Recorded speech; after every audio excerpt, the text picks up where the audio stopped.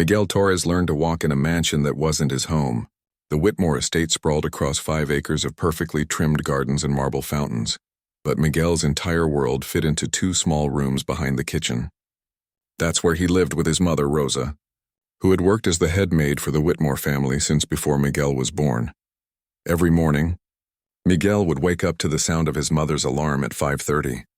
She'd already be tying her hair back, putting on her crisp uniform, ready to start another day of cooking, cleaning, and making sure everything in the big house ran smoothly. Miguel was only 7 years old, but he understood that they were lucky. His mother had a steady job, they had a roof over their heads, and Mrs. Eleanor Whitmore, the owner of the estate, was kinder than most wealthy people his mother had worked for. But there was something about living in that mansion that made Miguel's chest feel tight sometimes.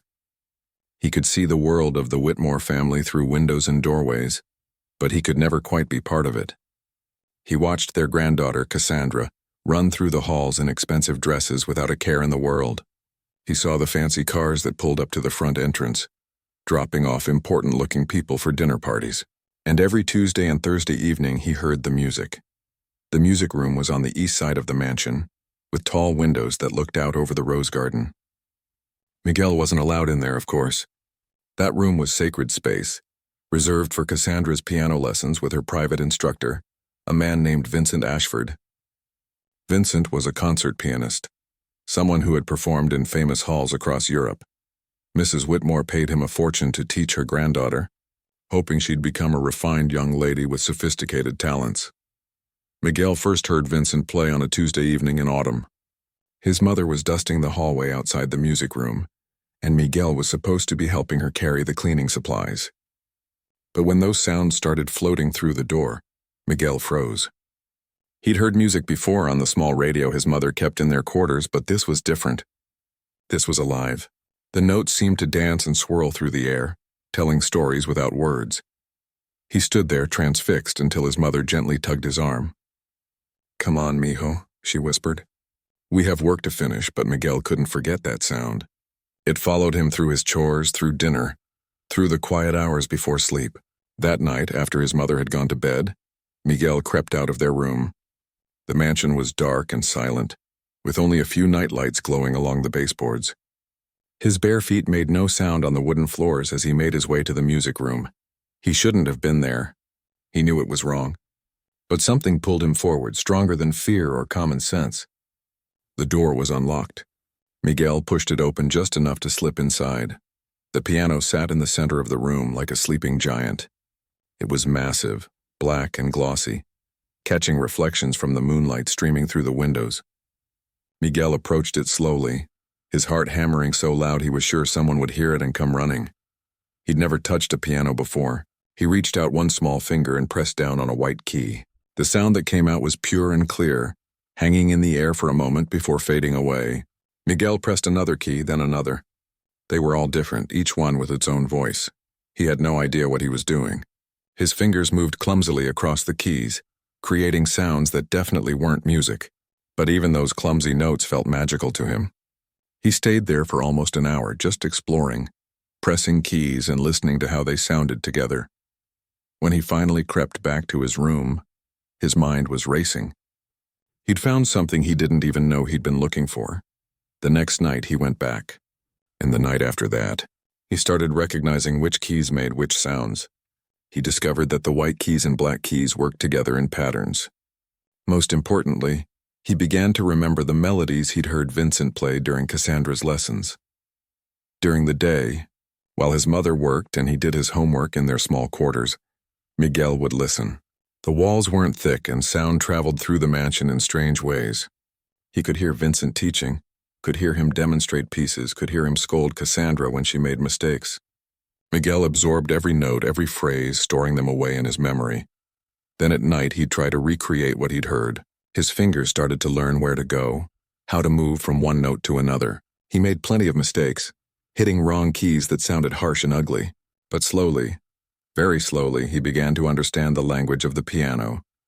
Nobody knew about his secret. His mother thought he was sleeping soundly in his bed. Mrs. Whitmore and Cassandra had no idea that after they retired to their private wing each night, A young boy was teaching himself to play their expensive Steinway grand piano. Even Vincent Ashford, who prided himself on his musical expertise, had no clue that someone was listening to every lesson he gave. Miguel was careful. He learned which floorboards creaked and how to avoid them. He learned the schedules of the night security guard who made rounds every 2 hours. He learned to play quietly, pressing the keys gently so the sound wouldn't carry through the mansion. It was risky, and he knew that if he got caught, his mother could lose her job. They could lose their home. But he couldn't stop himself. By the time Miguel turned 8, he could play simple pieces all the way through without making major mistakes. By 9, he was tackling more complex compositions, the ones Vincent would demonstrate for Cassandra, even though she wasn't advanced enough to learn them yet. By 10, Miguel's fingers had developed muscle memory and strength. He could feel the music in his body, could anticipate where his hands needed to go before his mind fully processed it. His mother started noticing small things. She'd catch him tapping his fingers on the dinner table in specific patterns. She'd see his eyes go distant during the day, as if he was hearing something nobody else could hear. Once she found him humming a complicated melody while folding laundry, something far too sophisticated for a boy his age to know. "Where did you learn that song, mijo?" she asked. Miguel froze, then shrugged. "Just heard it somewhere, I guess." Rosa looked at him for a long moment, but she didn't push. She had her own worries, her own long days of work. As long as Miguel stayed out of trouble and did well in school, she figured his little quirks were harmless. But Miguel's secret was growing bigger. Every night he was getting better. Every night he was falling more deeply in love with the piano. And every night he was taking a risk that would eventually catch up with him. He just didn't know that when it did, everything in his life would change forever. 3 years passed like water flowing downstream, quiet and constant. Miguel was 14 now, taller and leaner, but still living in those same 2 rooms behind the kitchen. His mother's hair had more gray in it, and the lines around her eyes had deepened from years of early mornings and late nights. But their routine hadn't changed much. Rosa still worked 6 days a week, and Miguel still kept his secret. Except now his secret had grown into something he could barely contain. Miguel wasn't just playing simple melodies anymore. He could perform pieces that would make professional pianists stop and take notice. Chopin's nocturnes, Beethoven's sonatas, Liszt's Hungarian rhapsodies. He'd never seen sheet music in his life, couldn't read a single note on a page, but his ears had become so sharp that he could hear a piece once and recreate it almost perfectly. His fingers had developed calluses, and his hands had grown strong from years of nightly practice. He'd gotten bolder too, though he'd never admit it to anyone. Sometimes he'd play for almost 2 hours, lost in the music, forgetting about the risk. The piano had become more than just an instrument to him. It was his voice, his escape, his way of expressing feelings he didn't have words for. During the day, Miguel had started attending the local high school. He was a decent student, nothing spectacular, but he worked hard because he knew his mother sacrificed everything for him. He had a few friends, played soccer during lunch, and mostly kept to himself. Nobody at school knew he lived in a mansion. Nobody knew his mother was a maid. And absolutely nobody knew that he could play the piano better than most people who'd studied for years. At the Whitmore estate, things had shifted slightly. Cassandra was 16 now, and her lessons with Vincent Ashford had become less frequent. She'd lost interest in the piano, more focused on her social life and the parties she attended with other wealthy teenagers. Vincent still came by twice a week, but the lessons were shorter, and Cassandra's playing hadn't improved much. She was technically competent but lacked passion. Miguel could hear it in her performances during the day. The notes were correct, but they were empty, like beautiful words spoken without meaning. Vincent was growing frustrated with her, though he hid it behind polite compliments and gentle corrections. After all, Mrs. Whitmore paid him handsomely, and he wasn't about to lose that income by telling her that her granddaughter had no real talent for music. Mrs. Whitmore herself had aged too. She was in her early 70s now, moving a bit slower but still sharp as ever. She'd become more reflective lately, often sitting in the library for hours looking through old photo albums. Her son, Cassandra's father, had died in a car accident when Cassandra was just a baby. Mrs. Whitmore had raised her granddaughter alone, pouring all her hopes and dreams into the girl. She wanted Cassandra to be refined, educated, cultured, someone who could carry on the family name with dignity. But Miguel noticed something that nobody else seemed to see. Mrs. Whitmore looked sad sometimes, especially when she listened to Cassandra's piano lessons. There was a longing in her eyes as if she was searching for something that wasn't there. The mansion itself was preparing for something big. Staff had been hired to deep clean every room. Florists came and went, discussing arrangements. Caterers presented menu options. Cassandra's 16th birthday party was going to be a major event. With over 100 guests from the city's high society, Mrs. Whitmore had spared no expense. Rosa had been working extra hours, coordinating with the other staff, making sure everything would be perfect. Miguel helped where he could, polishing silver, arranging chairs, doing whatever was needed. He'd learned over the years how to be invisible in the mansion, how to move through rooms without drawing attention. It was a skill that came naturally to people like him and his mother. The night before the party, Miguel couldn't sleep. He lay in his small bed, listening to his mother's soft breathing from across the room, feeling restless and anxious. He didn't know why, but something felt different. The air felt charged, like right before a thunderstorm. He got up and made his way to the music room as he'd done thousands of times before. But tonight he didn't just practice the pieces he'd been working on. Tonight he played with everything he had. His fingers flew across the keys, pouring out melodies that came from somewhere deep inside him. He played until his hands ached, until sweat dripped down his back, until he felt completely empty and completely full at the same time. When he finally stopped, he sat there in the darkness, hands resting on the keys, and whispered something he'd never said out loud before. "I wish I could play for real. Just once. Not hidden in the dark, but for people to hear." He felt foolish immediately after saying it. What a stupid dream. He was a maid's son. People like him didn't get to perform. They didn't get to have dreams that big.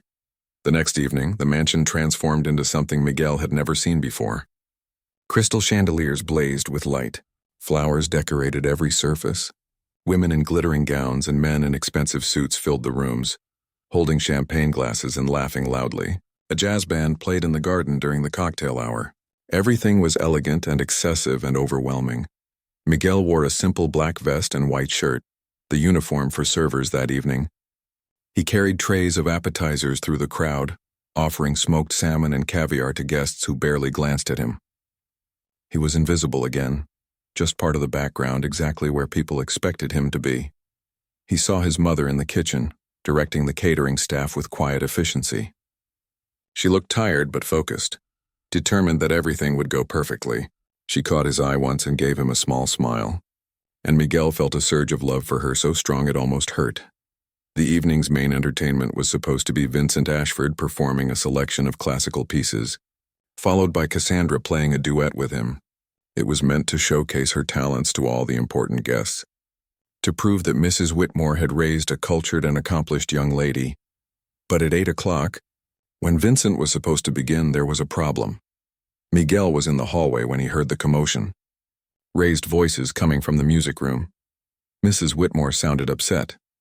Cassandra was crying, and Vincent's voice was slurred, defensive, angry. Miguel edged closer, his tray of appetizers forgotten. Through the partially opened door, he could see Vincent stumbling slightly. His face flushed, his eyes unfocused. The smell of alcohol drifted into the hallway. "I'm perfectly fine," Vincent insisted, but he knocked over a music stand as he said it. "I can perform. I'm a professional." "You're drunk," Mrs. Whitmore said, her voice cold with fury. "How dare you show up to my granddaughter's party in this condition?" "It was just a few drinks to calm my nerves," Vincent protested. "I'll be fine once I start playing." He sat down at the piano and placed his hands on the keys. What came out was a disaster. Wrong notes, missed rhythms, his fingers stumbling over passages that should have been simple. He stopped, tried again, failed again. Miguel's heart sank. He knew those pieces Vincent was attempting. He'd heard them dozens of times. They were beautiful compositions, and Vincent was destroying them. Mrs. Whitmore's face had gone pale. In the grand hall, guests were beginning to whisper, wondering what the delay was. This was supposed to be the highlight of the evening, and instead it was turning into a humiliating disaster. Vincent stood up abruptly, swaying. "I need some air. Give me 10 minutes. The performance is canceled," Mrs. Whitmore said sharply. "Please leave my home." "You can't do this," Vincent said, panic creeping into his voice. "My reputation." "Should have thought of that before you showed up drunk to a child's birthday party," Mrs. Whitmore snapped. Miguel watched Vincent stumble out through a side door, and then he saw Mrs. Whitmore standing alone in the music room, her hand pressed to her forehead, looking more defeated than he'd ever seen her. The guests were getting restless. Someone would have to go out and explain that there would be no performance. The evening would be remembered as a failure, and Cassandra's special night would be ruined. Miguel's hands were shaking. His heart was pounding so hard he could hear it in his ears. What he was about to do was insane. It could backfire in 100 different ways. His mother could lose her job. They could be thrown out with nowhere to go, but he'd made a wish last night, hadn't he? To play for real just once. Maybe this was his only chance. Maybe if he didn't take it, he'd regret it for the rest of his life. He set down his tray, straightened his vest, and walked toward the music room where Mrs. Whitmore stood alone. "Mrs. Whitmore," he said quietly, and she turned to look at him, barely recognizing him as Rosa's son. He took a deep breath and spoke the words that would change everything. "I can play." Mrs. Whitmore stared at Miguel for what felt like forever. Her eyes moved from his face to his server's uniform, then back to his face again. She looked confused, like she couldn't quite process what he'd just said. "Excuse me?" she finally asked, her voice barely above a whisper. "I can play the piano," Miguel repeated, his voice stronger this time despite his racing heart. "I can perform for the guests tonight." Mrs. Whitmore's confusion turned to something else, not quite anger, but close. "Young man, this is not the time for jokes. Do you have any idea what's at stake here?" "I'm not joking, ma'am," Miguel said. He could hear the murmur of voices from the grand hall growing louder. The guests were getting impatient. "I know this sounds crazy, but I'm telling you the truth. I can play." Before Mrs. Whitmore could respond, Cassandra appeared in the doorway, her eyes red from crying. "Grandmother, what are we going to do? Everyone's waiting and they're starting to talk." Mrs. Whitmore turned to her granddaughter, then back to Miguel. He could see her mind working, trying to figure out if this was real or if the stress of the evening had driven the maid's son to delusion. "How?" she asked simply. "How could you possibly play? Have you had lessons I don't know about?" "No, ma'am. I taught myself. I've been listening to Mr. Ashford's lessons for years, and I practice at night when everyone's asleep." The words tumbled out of Miguel faster now. "I know it sounds impossible, but I promise you I can do this. I can play the pieces that were supposed to be performed tonight." Mrs. Whitmore's eyes widened. "You've been sneaking into my music room without permission?" Miguel's stomach dropped. This was it, the moment where everything fell apart. "Yes, ma'am. I'm sorry. I know I shouldn't have, but I couldn't help myself. The music, it just pulled me in and I had to learn. I had to." The silence that followed was suffocating. Miguel could see Mrs. Whitmore processing this information, and he could already imagine her calling security, telling his mother to pack their things, ending everything. Then Cassandra spoke up. "Let him try, grandmother. What do we have to lose? The evening is already ruined." Mrs. Whitmore looked at her granddaughter, then at Miguel again. He could see something shifting in her expression. Maybe it was desperation. Maybe it was curiosity. Maybe it was just the realization that she had no other options. "If you fail," she said quietly, "if you embarrass my family in front of all those people, there will be consequences. Do you understand?" Miguel nodded. "Yes, ma'am, I understand." Mrs. Whitmore straightened her shoulders and smoothed her dress. "Then you have one chance. One. Don't waste it." She walked toward the grand hall, and Miguel followed, his legs feeling weak beneath him. Cassandra walked beside him, studying him with a mixture of doubt and fascination. "Can you really play?" she whispered. "Yes," Miguel said, though his voice trembled slightly. "Then why didn't you ever say anything?" Miguel glanced at her. "Would anyone have believed me?" Cassandra didn't answer, but the look on her face told him everything. No, of course they wouldn't have. They reached the entrance to the grand hall, and Miguel could see the crowd. Over 100 people, all dressed in their finest clothes, holding crystal glasses, their faces showing various shades of impatience and annoyance. These were the most important people in the city. Business owners, politicians, socialites. People who could make or break reputations with a single word. Mrs. Whitmore stepped forward, raising her hand for attention. The conversations died down as people turned to face her. "Ladies and gentlemen," she began, her voice steady and authoritative. "I apologize for the delay. Unfortunately, Mr. Ashford has taken ill and won't be able to perform this evening." Disappointed murmurs rippled through the crowd. "However, Mrs. Whitmore continued, we have a replacement performer who will entertain us tonight." She gestured toward Miguel, and suddenly, all eyes in the room were on him. The reaction was immediate. Confused whispers turned into audible comments. "Is that one of the servers? What is she thinking? This is ridiculous." Miguel felt his face flush hot. He could see people exchanging glances, some looking amused, others looking offended. A woman in a sparkling blue gown actually laughed out loud. "You can't be serious, Eleanor." A man in an expensive suit called out. "This is your granddaughter's birthday party, not some charity event." More laughter. Miguel's hands had started to sweat. This was a mistake, a huge, terrible mistake. Then he saw his mother. She'd emerged from the kitchen, drawn by the commotion, and now she stood frozen near the back of the room. Her face had gone completely white. Her eyes met his, and he could see the fear there. Fear for their future. Fear for what would happen if this went wrong. But he also saw something else. A tiny flicker of hope. A question in her eyes. Could he really do this? Miguel took a deep breath and started walking through the crowd. People stepped aside, some with smirks on their faces, others with pity. He heard someone say, "This will be entertaining at least," and someone else respond, "The poor boy is about to humiliate himself." The piano sat at the far end of the hall, positioned perfectly so everyone could see the performer. It was the same Steinway grand he'd played hundreds of times in secret, but now it looked different, bigger, more intimidating. Under the bright lights, in front of all these people, it felt like an entirely different instrument. Miguel's worn shoes clicked on the polished marble floor. His simple server's vest and white shirt looked shabby compared to the tuxedos and gowns around him. He was painfully aware of how out of place he was, how wrong this whole situation seemed. He reached the piano and stood beside it for a moment, looking out at the sea of skeptical faces. Someone in the back called out, "Get on with it then." More laughter followed. Miguel sat down on the bench. His hands were shaking. He could feel sweat trickling down his back. Every eye in the room was on him, waiting for him to fail, ready to mock him, ready to dismiss him as just another foolish kid with impossible dreams. He placed his hands on the keys, and for a terrifying moment his mind went completely blank. He couldn't remember a single note. Panic started to rise in his chest.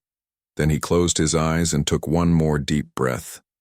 He thought about all those nights alone in the darkness, just him and the piano. He thought about the music that had saved him from loneliness, that had given him purpose, that had made him feel alive.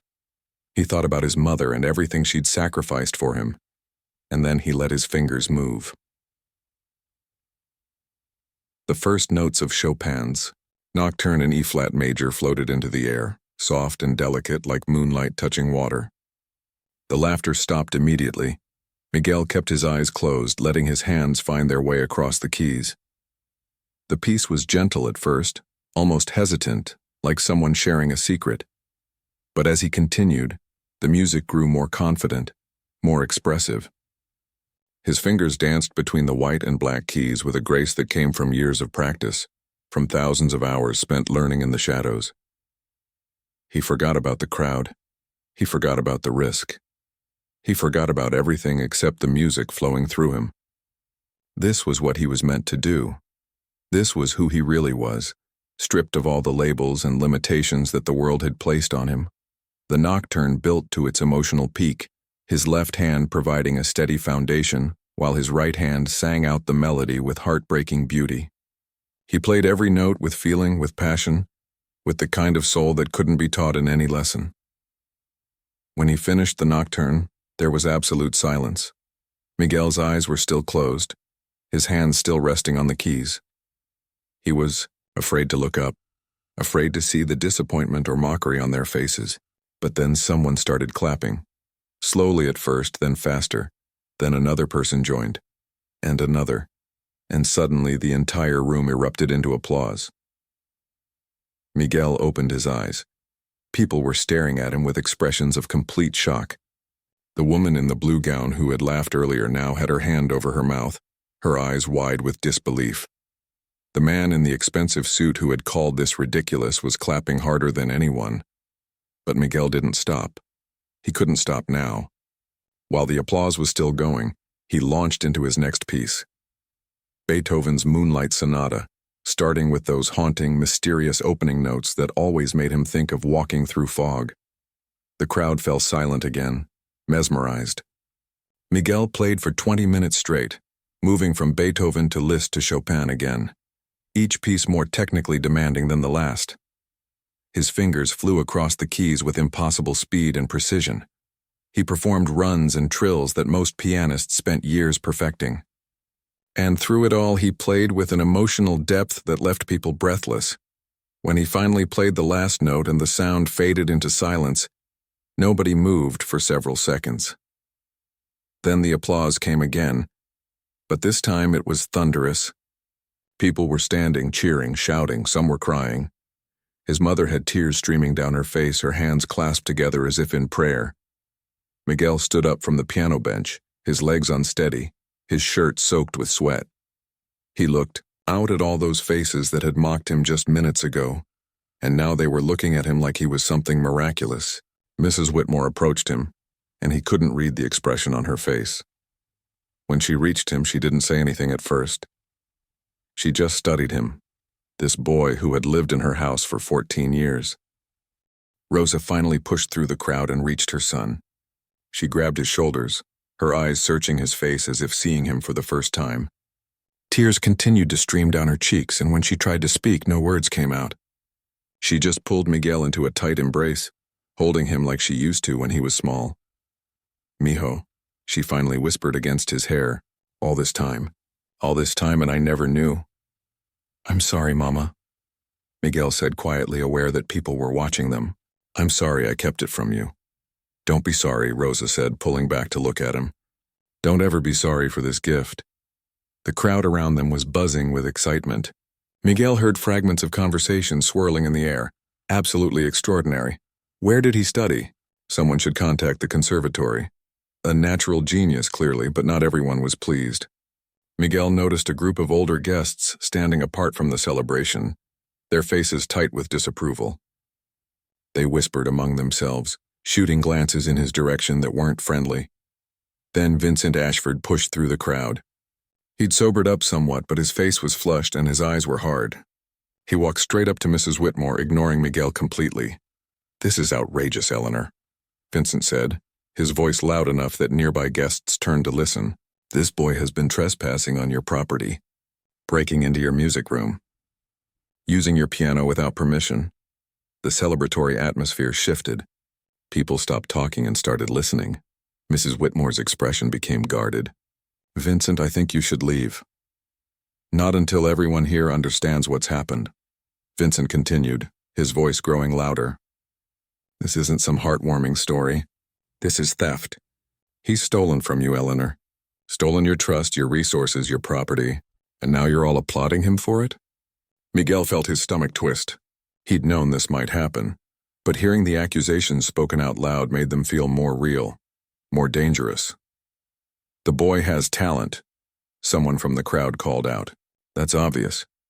"Talent doesn't excuse criminal behavior," Vincent shot back. He turned to face the crowd now, playing to his audience. "I've dedicated my entire life to music.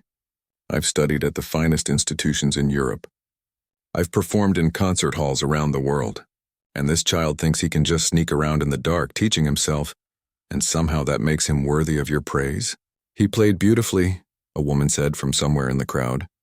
"Better than most professionals I've heard." Vincent's face reddened. "Because he's been stealing my lessons. Every technique I've taught in this house, every piece I've demonstrated, he's been lurking in the shadows copying me. He's a thief and a fraud." "That's enough, Vincent," Mrs. Whitmore said sharply. But Vincent wasn't finished. He turned to Miguel directly for the first time.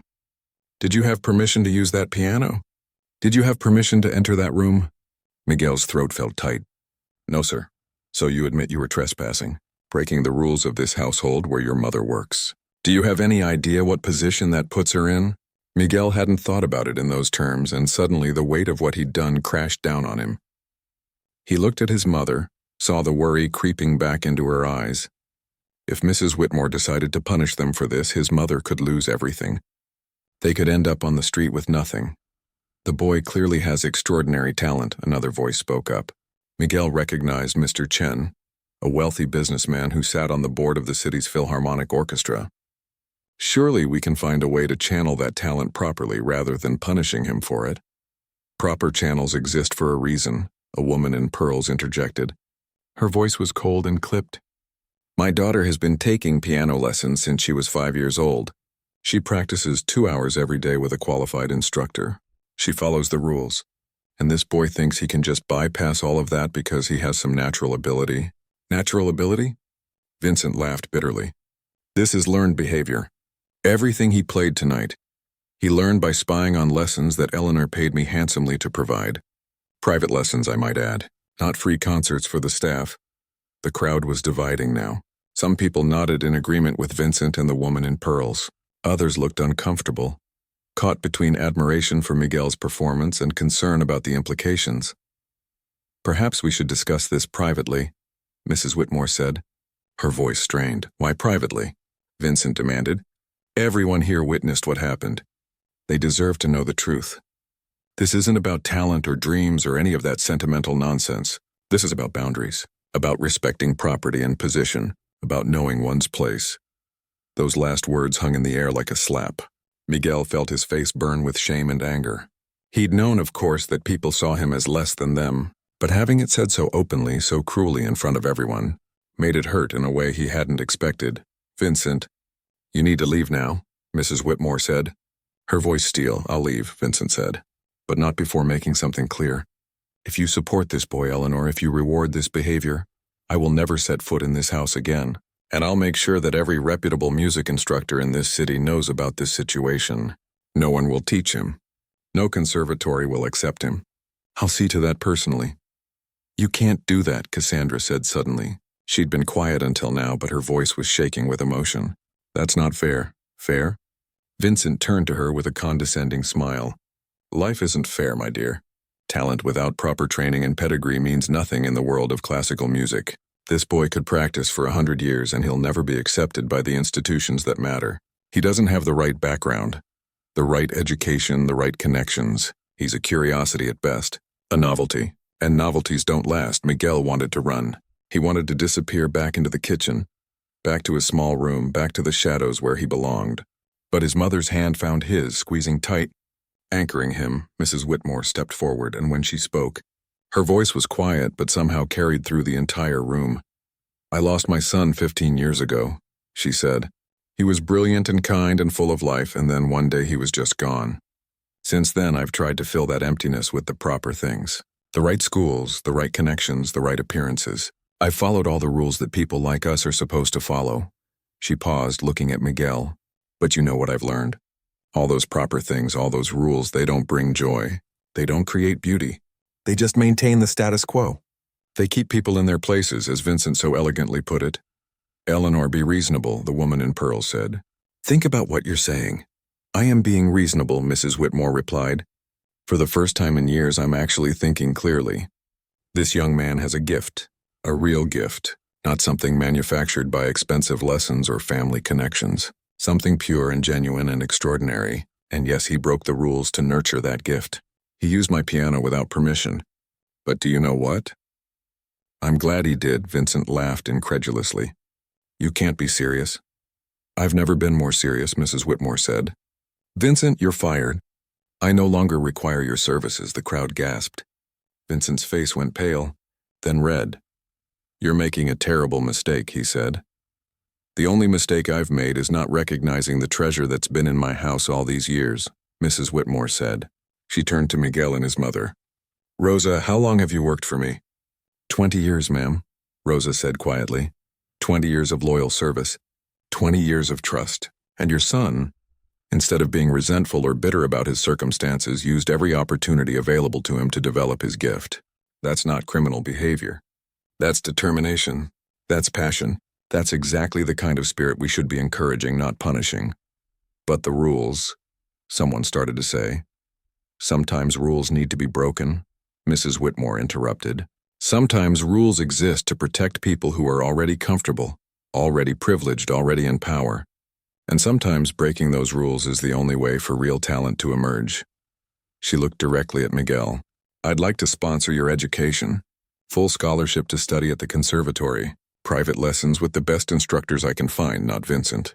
Whatever resources you need to develop your gift properly. Miguel couldn't breathe. His mother's hand tightened around his. You can't do this, Vincent said, his voice desperate now. You'll be a laughingstock. People will talk. Let them talk, Mrs. Whitmore said simply. But what about traditions? What about standards? What about everything that classical music stands for? Mrs. Whitmore smiled, and it was a sad, knowing smile. Classical music stands for beauty, Vincent. For excellence. For the expression of human emotion through sound. It doesn't stand for discrimination or snobbery or keeping talented people down because they were born in the wrong circumstances. She turned back to the crowd. Anyone who has a problem with my decision is welcome to leave. I won't hold it against you. But I've made up my mind. Vincent stared at her for a long moment, then turned and walked out of the hall. Several guests followed him, including the woman in pearls. But most people stayed, and many of them were nodding in approval. Miguel. 4 years felt like both an eternity and a blink of an eye. Miguel stood backstage at the National Concert Hall, adjusting his bow tie for the 10th time. He was 18 now, taller and more filled out, but his hands still trembled the same way they had on the night of Cassandra's birthday party. Some things he'd learned never really changed. The journey from that night to this moment had been harder than anything he could have imagined. The conservatory had accepted him, thanks to Mrs. Whitmore's influence and generous donation. But acceptance didn't mean belonging. From his first day, Miguel had felt like an outsider. Most of the students came from wealthy families who'd groomed them for musical careers since childhood. They spoke a language he didn't understand, referencing summer programs in Vienna and private lessons with famous maestros.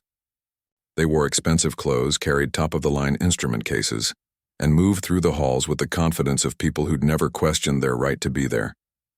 Miguel had none of that. He wore second-hand clothes that Mrs. Whitmore had quietly purchased for him. His sheet music was borrowed from the library because he couldn't afford his own copies. And while the other students had been reading music since they were 5, Miguel had to learn that skill from scratch at 14, translating the mysterious dots and lines on paper into the melodies he already knew by ear. The first year was brutal. His music theory class felt like learning a foreign language. His technique, while naturally gifted, had gaps that formal training quickly exposed.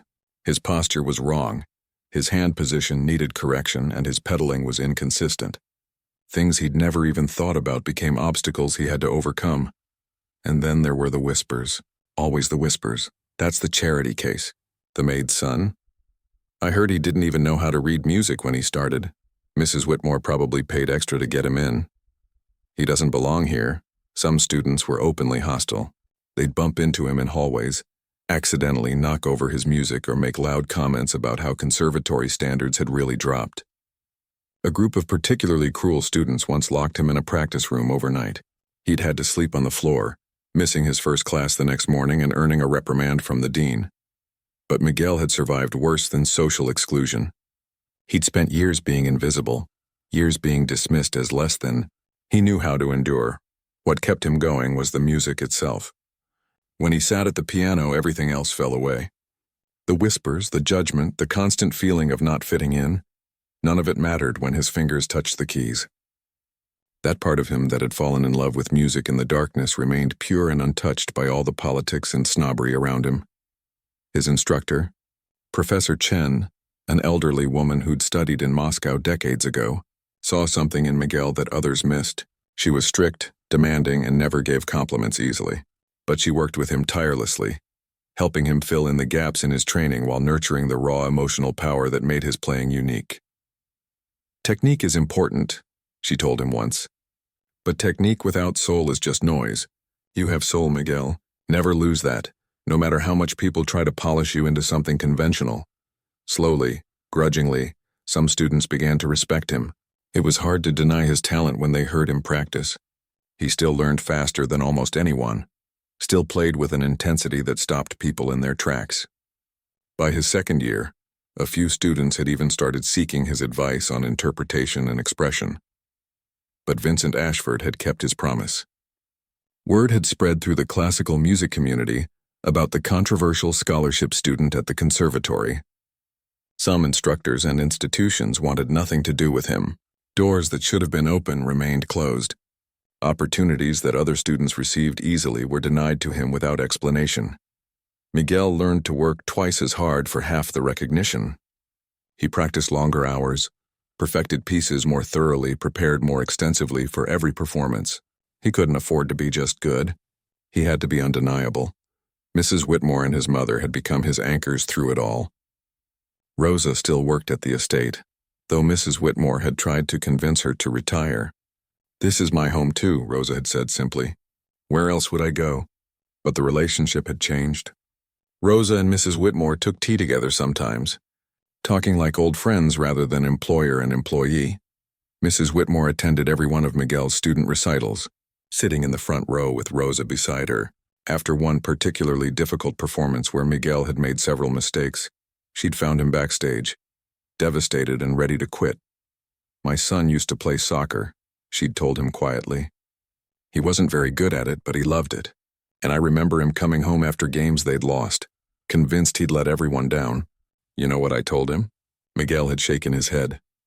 "I told him that losing teaches you more than winning ever will. That mistakes are just proof you're pushing yourself to grow, and that the only real failure is giving up." She'd squeezed his hand. "Don't give up, Miguel. Not when you've come this far." Now, 4 years later, Miguel was about to compete in the International Chopin Piano Competition. At 18, he was the youngest finalist in the competition's history. The winner would receive international recognition, concert bookings around the world, and essentially a guaranteed career as a professional pianist. The competition had been grueling. 3 rounds over 2 weeks, each one eliminating more competitors.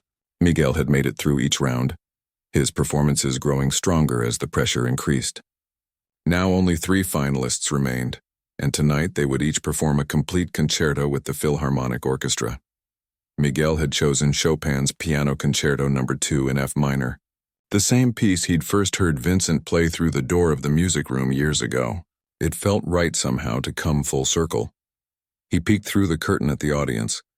The concert hall was packed, every seat filled. He spotted his mother and Mrs. Whitmore in the 3rd row, both dressed elegantly for the occasion. Cassandra sat beside them. She'd become a friend over the years, often visiting Miguel at the conservatory and supporting him through the hardest times.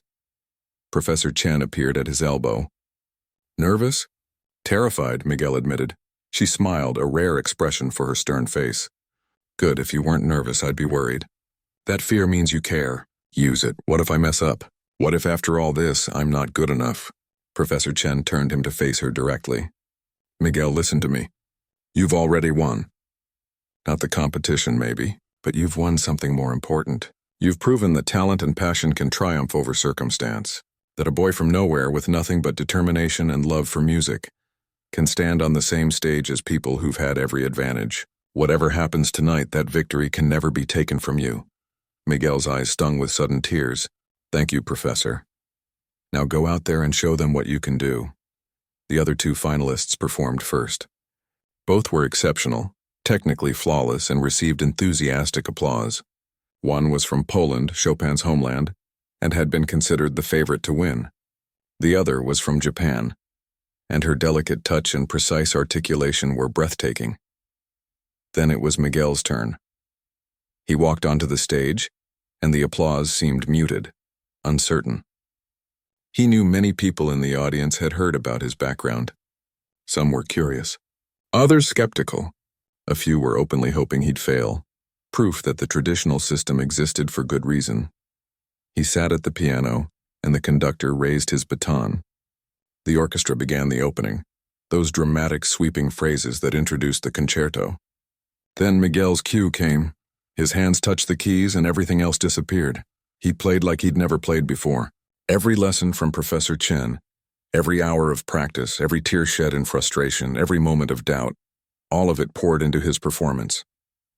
The concerto was technically demanding, full of rapid runs and complex passages, but Miguel navigated them with confidence born from years of struggle.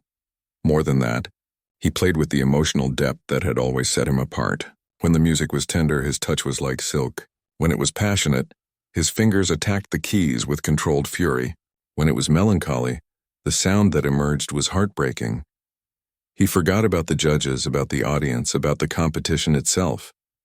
He was 14 years old again, alone in a dark music room, playing because he had to, because the music was the only thing that made sense in a world that told him he wasn't enough. The final movement built to its triumphant conclusion, the piano and orchestra combining in a rush of sound that filled every corner of the hall. Miguel's hands flew across the keys for the last cascading runs, and then the final chord, silence. For a moment, nothing. Miguel's hands remained on the keys, his chest heaving, his heart pounding. Then the applause came. But this wasn't polite appreciation. This was thunder. People leapt to their feet, shouting, cheering. The orchestra members were tapping their bows against their music stands, the highest compliment they could give. Even the other finalists watching from the wings were applauding. Miguel stood and bowed, overwhelmed. He looked out at the audience and saw his moth.